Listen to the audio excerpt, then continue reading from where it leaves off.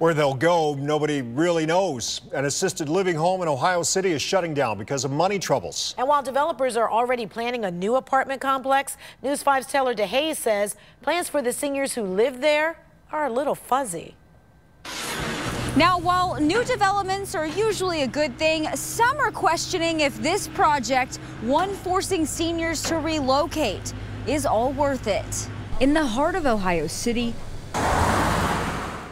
Tom McNair considers Vantage Place an iconic space. It's actually, a 150-plus-year-old mansion, one of those old Franklin Boulevard mansion, and then adjacent to that, at one point, a convent had opened up there, and which became dormitories for nuns. He's the director of the nonprofit Ohio City Inc. and says the shutdown isn't ideal, but there's not much of a choice. It's a really unfortunate situation where the funding that supported those operations is being phased out. Vantage Place owner Thomas Shyman made the call to lock the doors for good earlier this month. The bottom line, he's in the red. The assisted living facility gets funding from the Medicaid Assisted Living Waiver Program.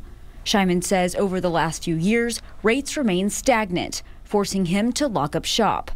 Like many old buildings in Ohio City over the last decade, it's time for a new evolution of that space. This one is getting a facelift too. We've seen over 100 new businesses open. Right now we have nearly $500 million in development that has either been recently completed or is underway. Independence-based developer the Dallad Group made the purchase. The group tells News 5 they are working with Ohio City Inc., the city of Cleveland, and nearby property owners to figure out the best option for the renovation. All we can do at this point is work with the potential future owners and try to ensure that we're doing a development that makes sense for the neighborhood. You can expect to see changes in about a year.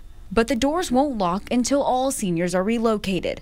Shyman says staff is working to move seniors to another appropriate facility.